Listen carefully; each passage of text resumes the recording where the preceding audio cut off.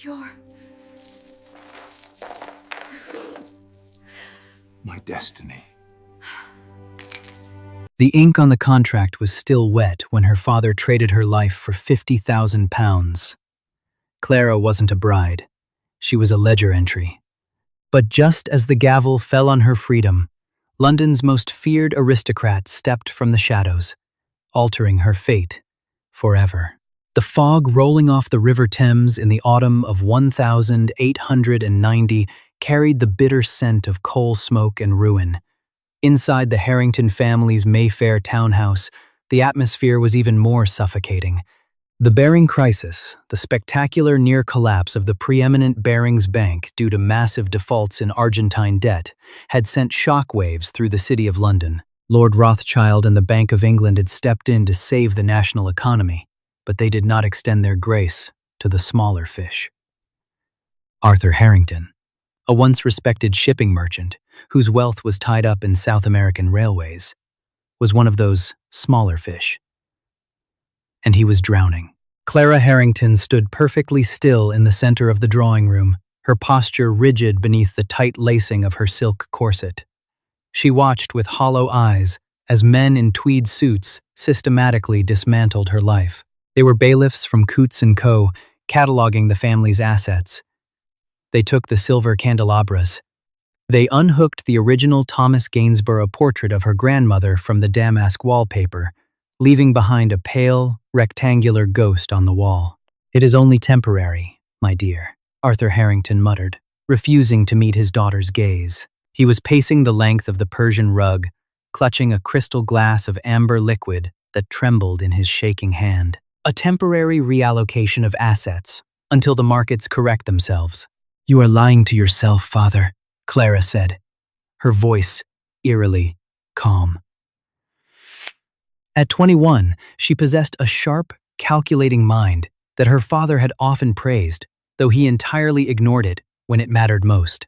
The markets will not correct. The ships in Buenos Aires have been seized.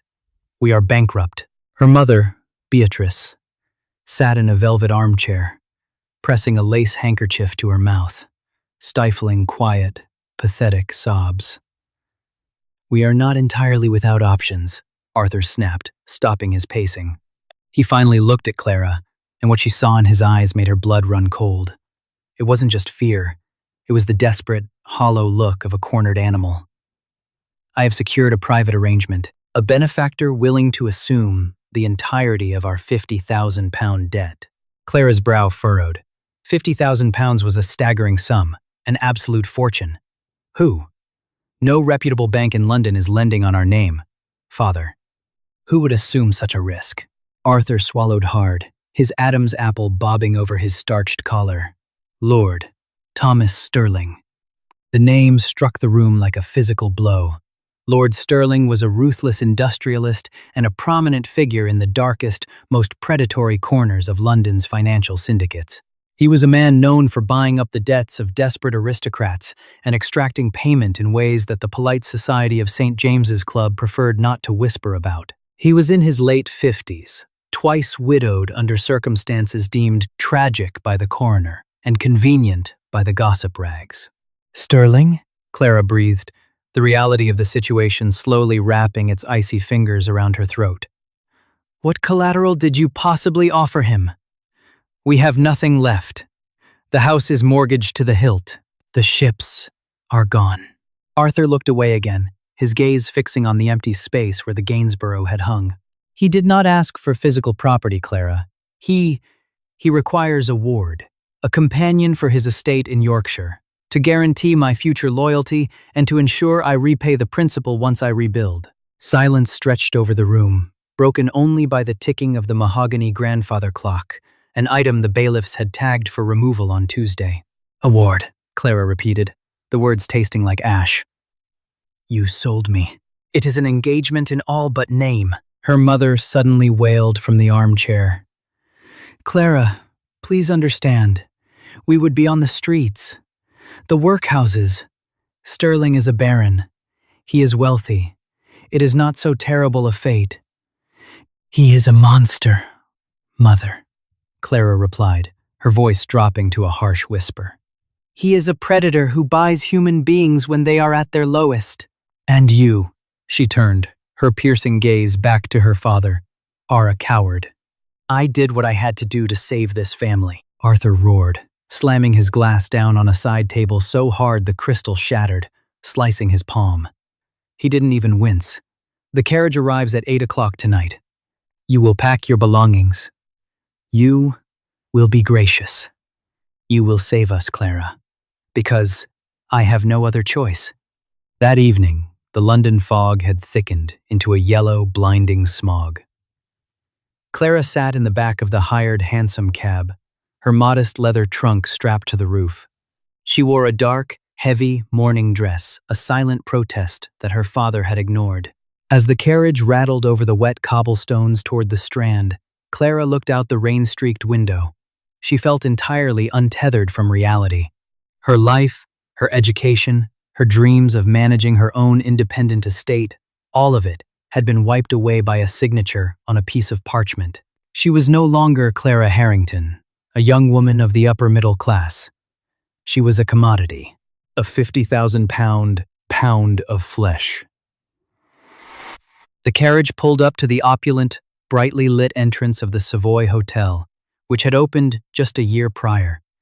It was a beacon of modern luxury, boasting electric lights and ascending rooms. Tonight, however, it was the site of her execution. Lord Stirling had rented a private dining suite to finalize the transfer. The footman opened the carriage door. Clara took a deep breath, the damp, soot-filled air filling her lungs. She would not cry. She would not give Stirling the satisfaction of her tears. If she was to be sold, she would face her buyer with the dignity her father lacked. The private dining suite at the Savoy was suffocatingly lavish. Heavy crimson velvet drapery blocked out the London night, and the scent of expensive cigars and roasted pheasant hung thick in the air. Lord Thomas Stirling sat at the head of a long mahogany table. He was a large man, his waistline a testament to decades of gluttony, with a ruddy complexion and cold, pale eyes that reminded Clara of a dead fish on a market slab. As she was escorted into the room by the maitre d', Stirling did not rise. He simply smiled, revealing small, uneven teeth. "Miss Harrington," Stirling purred, his voice slick with an oiliness that made her stomach churn. Come in. Take off your cloak. Let us look at my new investment." Clara remained near the door, her hands clasped so tightly in front of her that her knuckles were white.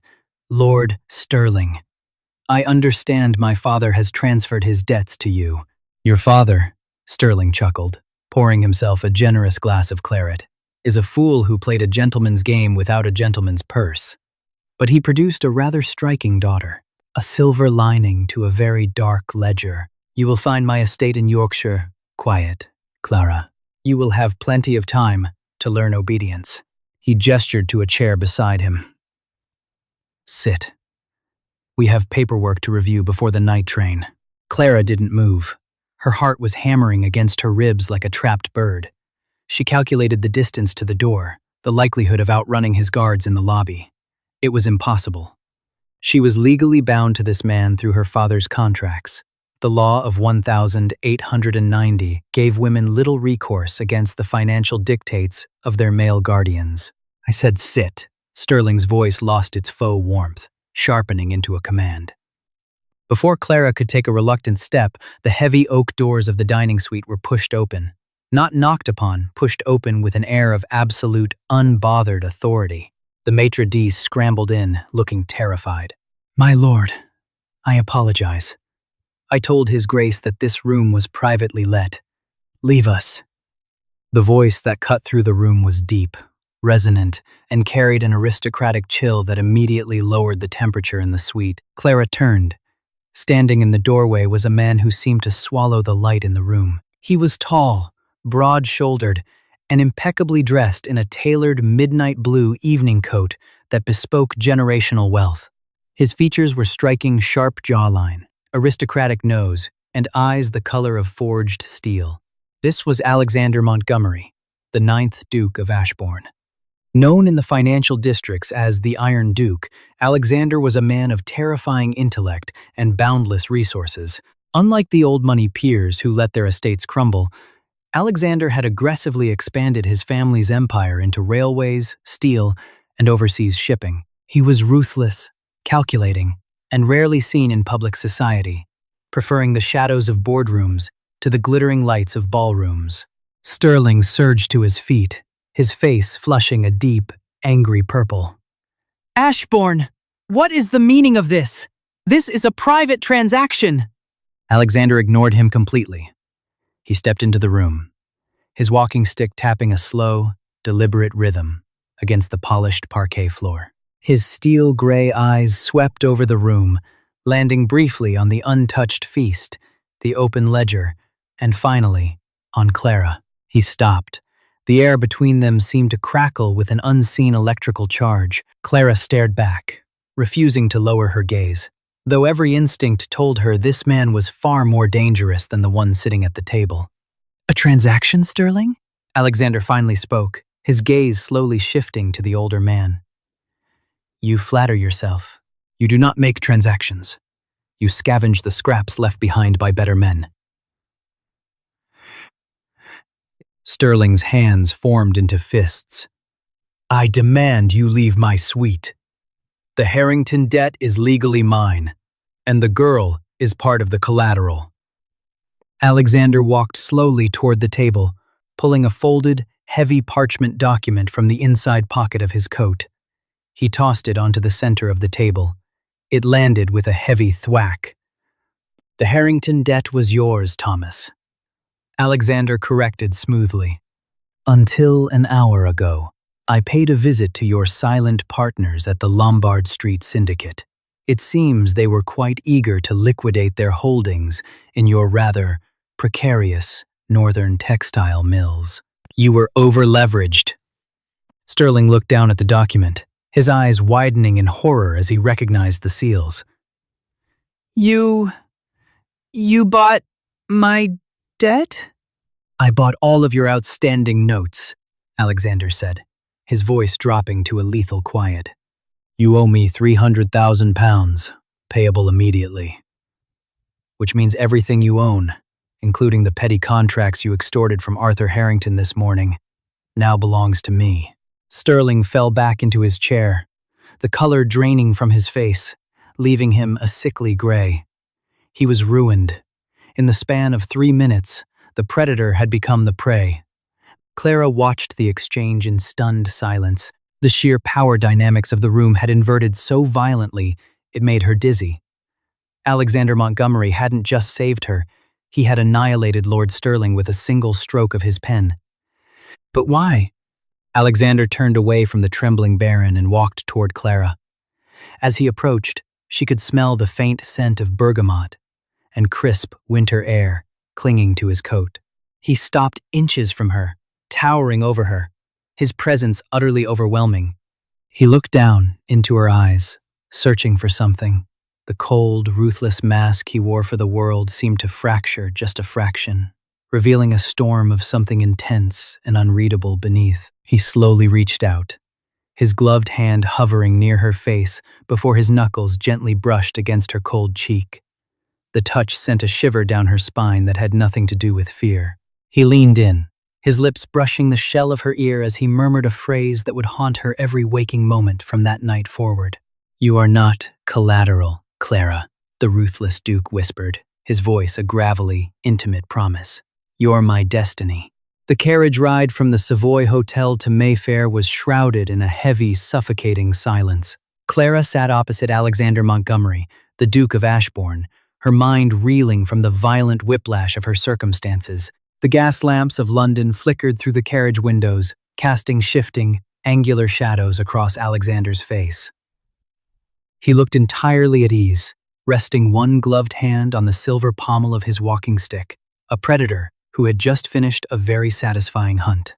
"You are quiet, Miss Harrington," Alexander murmured, his voice a low rumble that competed with the clatter of the horse's hooves on the cobblestones. "I am attempting to calculate the precise nature of my new imprisonment, Your Grace." Clara replied, her spine stiff against the plush leather squabs. I have traded a baron for a duke, a textile magnate for an industrialist. The currency has changed, but I remain a purchased commodity. Forgive me if I do not express adequate gratitude. A fleeting smile, sharp and dangerous, touched the corners of Alexander's mouth. You possess a formidable intellect, a rare trait in a society that values women solely for their decorative silence. But you are mistaken. You are not a prisoner, nor are you a commodity. You paid £300,000 for Sterling's debts, Clara countered, her voice trembling with a mixture of fear and defiance, a sum that defies comprehension. Men like you do not expend such capital without expecting a return on their investment. Men like me, Alexander repeated softly, leaning forward. The scent of bergamot and rain washed over her. You know nothing of men like me, Clara. And as for your return on investment, you will find that my ledgers are kept in a very different manner than your father's. The carriage drew to a halt before Ashbourne House, a monolithic Georgian mansion on Grosvenor Square. It was a fortress of pale stone and wrought iron, imposing and silent. As the footman assisted her down, Clara felt a chill that had nothing to do with the damp night air. Inside, the house was a testament to unfathomable, generational wealth. Gaslight illuminated sweeping marble staircases, walls hung with priceless tapestries, and floors polished to a mirror shine. Yet, despite its grandeur, it felt hollow. It was a house, not a home. For the next 3 weeks, Clara lived in a state of suspended animation. She was given a suite of rooms in the East Wing, attended by a small army of silent, efficient maids, overseen by the formidable housekeeper, Mrs. Higgins. She was provided with an entirely new wardrobe, exquisite gowns of silk and velvet, day dresses of fine merino wool, all arriving anonymously from London's finest modists. Yet, she saw virtually nothing of the Duke. Alexander was a ghost in his own home. He departed before dawn and returned long after midnight, locked in endless meetings regarding the ongoing financial fallout of the Baring crisis. The city was still trembling from the near collapse of Edward Baring, Lord Revelstoke's banking empire. Fortunes were being made and lost in the shadows, and the Iron Duke was apparently at the center of the storm. Clara, however, refused to be a passive bird in a gilded cage. If Alexander would not speak to her, she would learn about him herself. She spent her days exploring the vast labyrinth of Ashbourne House, eventually claiming the Duke's sprawling 2-story library as her own. It was a magnificent room, smelling of leather bindings, beeswax, and aged paper. Here, she began to study. She devoured books on economics, maritime law, and the history of London's financial institutions. She was determined to understand the world that had destroyed her family and delivered her to Alexander. It was on a rainy Tuesday afternoon, while searching for a specific volume on Argentine railway bonds, that she found it. She was standing on a rolling mahogany ladder, reaching for the top shelf in a darkened corner of the library, when her fingers brushed against a hollow wooden panel. She pressed it, and with a soft click, the panel sprang open, revealing a hidden compartment. Inside rested a single, leather-bound ledger. Heart-pounding, Clara climbed down and carried the ledger to the reading table by the window. She opened the heavy cover. The pages were filled with Alexander's precise, slashing handwriting. It was not a record of his vast, legitimate empire. It was a shadow ledger. She traced the columns of names, dates, and staggering sums of money. Many of the names were unfamiliar, but as she turned the pages, the entries grew more recent, and the names grew terrifyingly recognizable. Lord Sterling, members of the Lombard Street Syndicate. And then, her breath caught in her throat. Arthur Harrington. Beside her father's name was a detailed account, not just of his debts, but of illicit wire transfers, forged shipping manifests, and a sum of £40,000 embezzled from a widows' and orphans' relief fund tied to the Baring investments. Her father hadn't merely lost his money to bad investments. He had stolen it. He was a criminal. and the syndicate he had borrowed from Sterling's syndicate was holding the proof to blackmail him into giving up his daughter. But why did Alexander have this? She flipped to the very first page of the ledger. There, written in faded ink, was a single vow: to dismantle the machine that murdered my father, piece by piece. Commenced October 1880. Clara sat back, the blood roaring in her ears. Alexander wasn't just a ruthless businessman. He was a man executing a decade-long vendetta against the corrupt syndicates of London. And her father was a gear in that rotten machine. "I see you have found my private accounts," Clara gasped, spinning around. Alexander stood in the doorway of the library.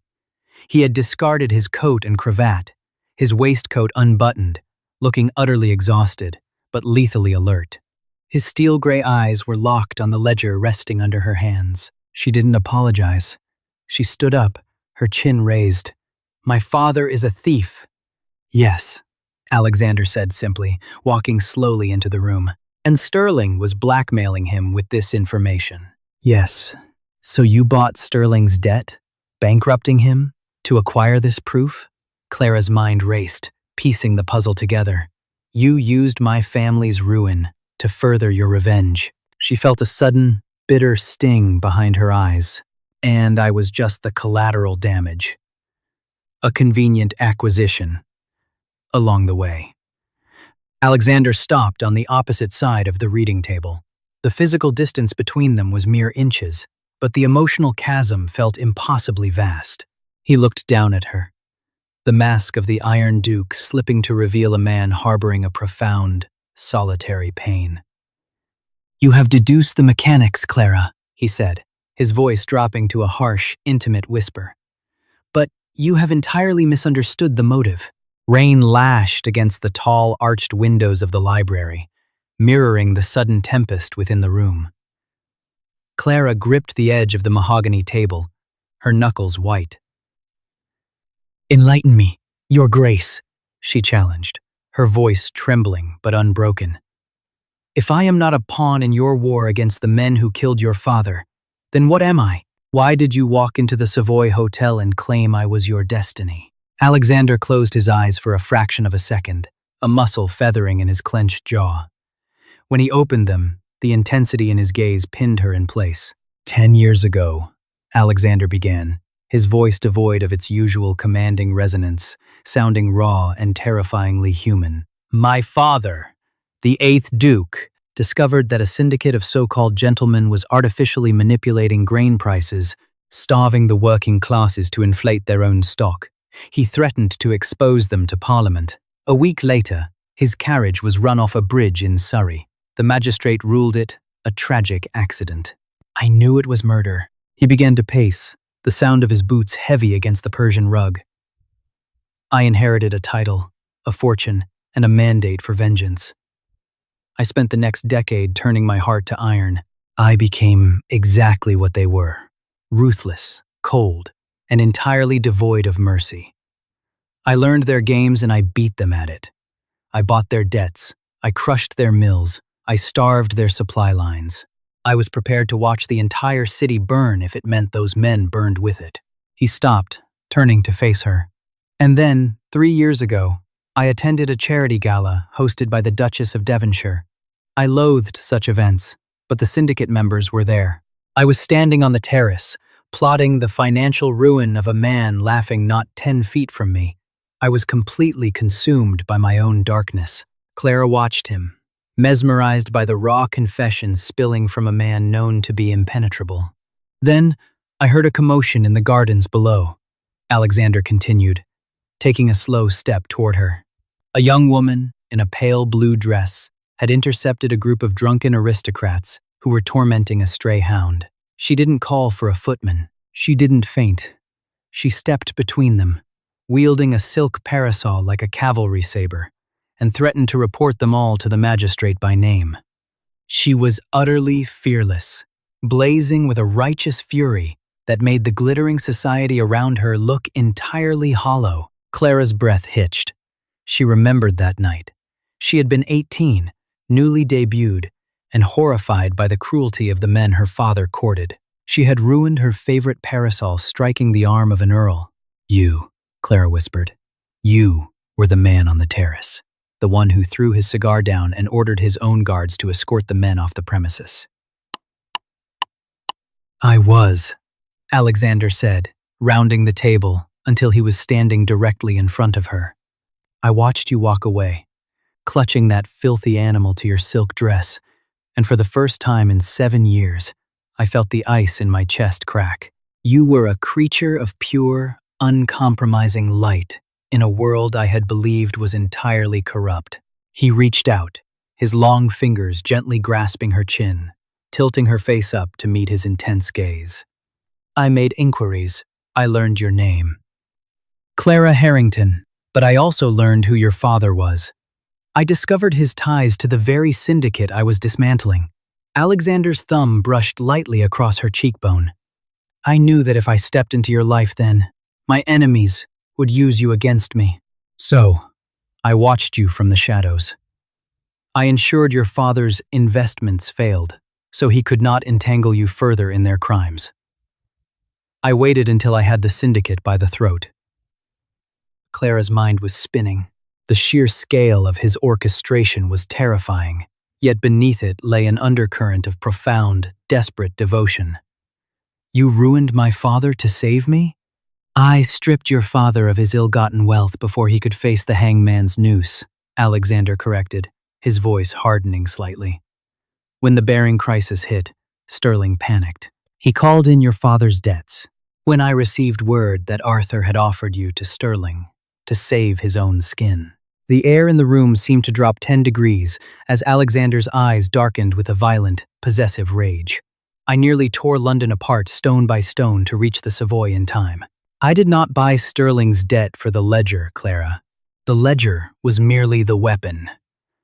I bought the debt for you." He stepped closer, closing the final inch between them. "You are not collateral. You are the only piece of my soul I have left. You are my destiny, Clara, because without you, I am nothing but the monster they made me." The silence that followed was electric. Clara looked into the eyes of the Iron Duke and saw the desperate, aching man beneath. The walls she had built around her own heart, fortified by her father's betrayal, began to crumble. She reached up, her hand resting flat against the solid, reassuring warmth of his chest. Before either of them could speak, the heavy double doors of the library burst open. "Get your hands off my daughter, Ashbourne." Clara ripped her gaze away from Alexander to see her father, Arthur Harrington, standing in the doorway. He looked disheveled, his overcoat soaked with rain, his face flushed with manic desperation. Behind him stood 2 grim-faced officers of the Metropolitan Police. "Father!" Clara gasped, stepping out from behind the table. "I have come to rescue you, my dear," Arthur cried, pointing a trembling finger at Alexander. "Officers, arrest this man. He kidnapped my daughter. He extorted me, forced me to sign over my legal rights to Lord Sterling under duress, and then stole the contracts." The 2 police officers stepped forward, looking entirely uncomfortable, but duty-bound. "Your Grace," the senior officer began, clearing his throat, "we have a formal complaint of abduction and coercion from Mr. Harrington." Alexander did not even blink. He smoothly turned, shielding Clara slightly behind his broad frame. The vulnerability he had shown mere seconds ago vanished, instantly replaced by the terrifying, impregnable armor of the Iron Duke. "Abduction, Arthur?" Alexander drawled, his voice echoing with dangerous amusement. "A bold claim, particularly from a man who sold his daughter to a known predator to cover the £40,000 he embezzled from the Baring Widows Trust." Arthur's face drained of color, his bluster evaporating instantly. That is a lie! Slander!" "Is it?" Alexander reached onto the table and picked up the leather-bound ledger. He tossed it lightly onto a velvet armchair near the officers. "Inspector, you will find a highly detailed account of Mr. Harrington's forgeries on page 42. I believe the Crown Prosecution Service will be highly interested in his wire transfers to Buenos Aires. The inspector looked from the ledger to the suddenly sweating Arthur Harrington. Furthermore, Alexander continued, his voice slicing through the room like a silver blade, Miss Harrington is here of her own free will.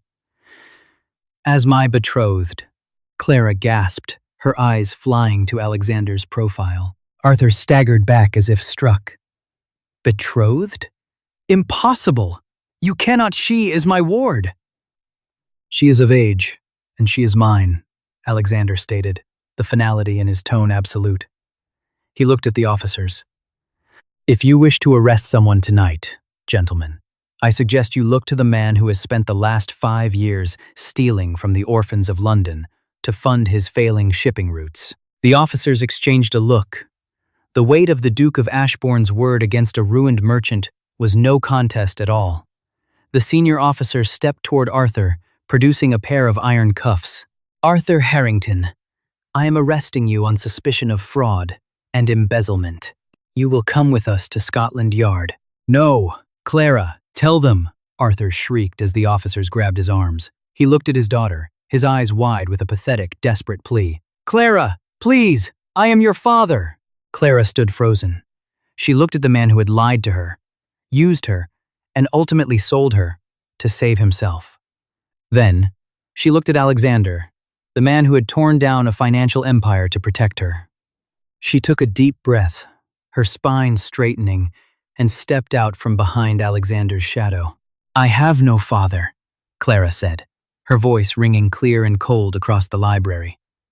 Take him away, Inspector. As the heavy oak doors clicked shut behind the struggling Arthur Harrington, the silence that fell over the library was deafening.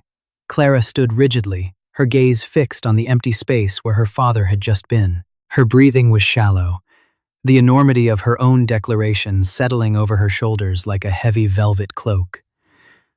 I have no father. Alexander did not rush her. He stood perfectly still, allowing her the space to absorb the violent fracture of her past. Only the rhythmic, driving drumming of the rain against the glass punctuated the quiet. Finally, he stepped forward, the soft scuff of his leather boots drawing her attention. You did not have to condemn him, Clara, Alexander said gently. The harshness of the Iron Duke entirely vanished. The ledger would have been enough to secure your freedom from his guardianship. He condemned himself, she replied, turning to face him. The trembling in her hands had ceased, replaced by a profound, unshakable clarity. He stole from widows. He sold his own flesh and blood to a monster to cover his cowardice. If I am to forge a new life, I will not do it carrying the weight of his sins. Alexander's eyes softened, a rare, breathtaking sight that transformed his severe features into something devastatingly handsome. A new life, he repeated, the words tasting foreign, almost hopeful, on his tongue. He looked down at the floor between them, suddenly looking incredibly vulnerable. My declaration to the police, the betrothal, it was a tactical necessity to strip him of his legal right to force you back to Stirling. You are not bound to it. Clara tilted her head, watching him carefully. Am I not? No, he said firmly, though a muscle ticked fiercely in his jaw.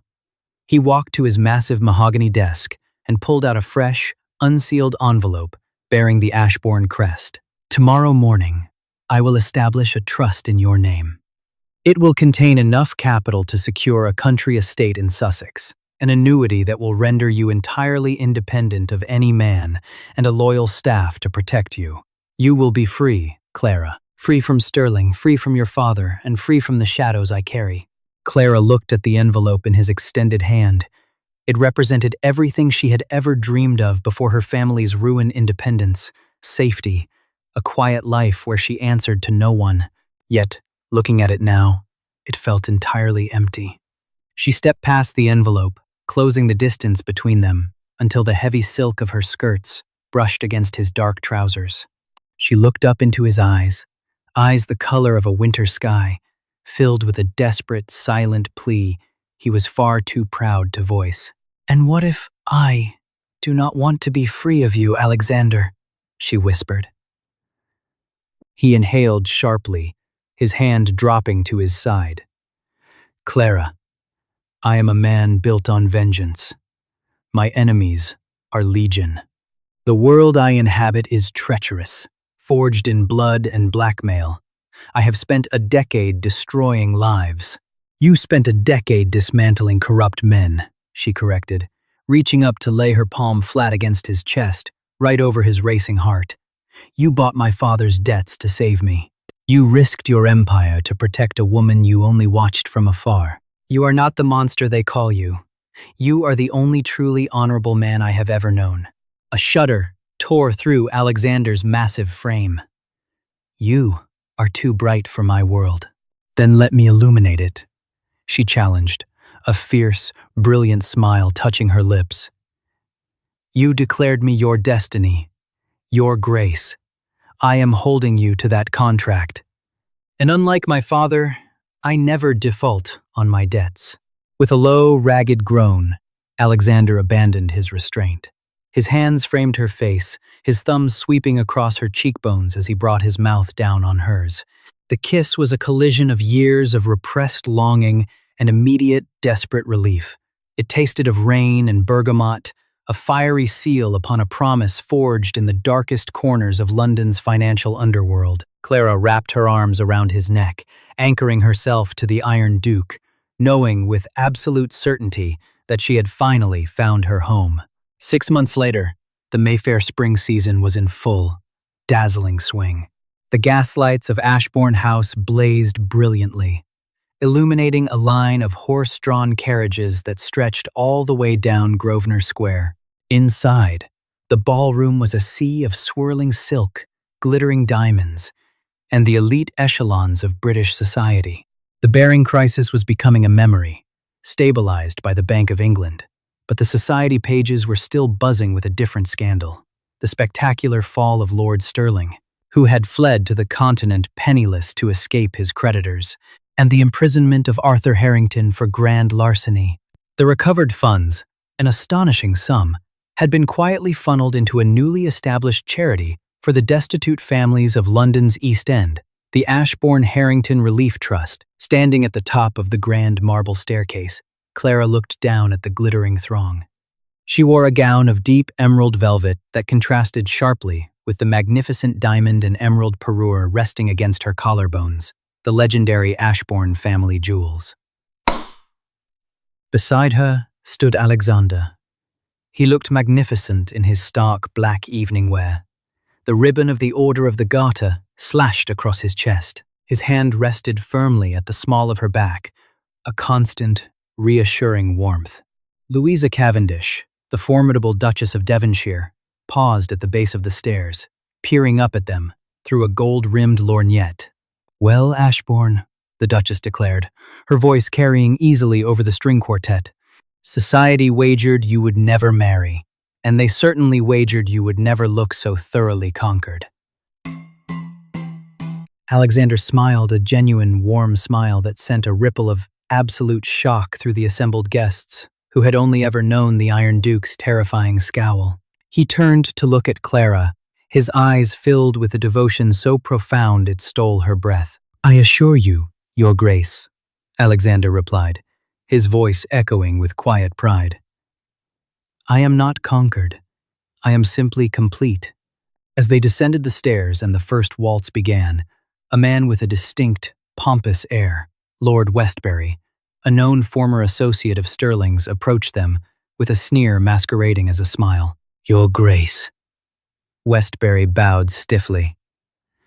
"And the new Duchess. A remarkable ascent, madam. From the auction block to the grand ballroom in mere months. One wonders what collateral you offered the Duke to secure such a rapid elevation." The music seemed to dull around them. Alexander's gaze turned instantly lethal, his posture shifting into the terrifying predator that ruled the financial districts. But before he could utter a word, Clara placed a gentle, restraining hand on his arm. She looked Westbury dead in the eye, her expression perfectly composed, her voice carrying the chilling authority of her husband. "I offered him absolute loyalty, Lord Westbury," Clara said. her voice dropping to a silken threat. A currency I understand you and your associates are severely lacking. If I were you, I would be less concerned with my ascent and more concerned with the Ashbourne ledgers. I have been reviewing the textile account lately, and your margins seem remarkably fragile. Westbury's face went completely ashen. He swallowed hard, muttered a hasty, terrified apology, and practically sprinted toward the terrace doors. Alexander looked down at her, a low, rumbling laugh escaping his chest. "Remind me never to cross you, my Duchess." "I should think that goes without saying, my Duke," she replied, a wicked twinkle in her eye. As he led her onto the floor, spinning her into the light, Clara knew the truth. She had been sold to pay a debt, but she had been bought by destiny. If you were captivated by Clara's defiance and the Iron Duke's fierce devotion, don't let the story end here. Hit that like button if you love a twist where the ruthless billionaire falls first, and share this tale of vengeance and romance with your fellow drama lovers. Subscribe to our channel for more breathtaking historical romances, scandalous secrets, and real-life inspired dramas delivered straight to your feed. Hi, my name is Primal Bond Living, the owner and manager of Primal Bond Living. After watching the video, her family sold her to pay their debts until the ruthless Duke whispered, "You're my destiny." I'd really like to know what you think. How did this story make you feel? What affected me most was the emotional contrast between being treated like a burden and finally being seen as someone deeply valuable. The story carried a strong feeling of loneliness at first, especially knowing her own family was willing to sacrifice her for survival. That's why the Duke's words felt so powerful later on. Sometimes the people who enter our lives unexpectedly end up seeing our worth more clearly than those who have known us forever. Do you think the Duke changed because of who she truly was? Or had he always been searching for someone who could soften his heart? And how would you react if the people closest to you treated you like a transaction instead of a person?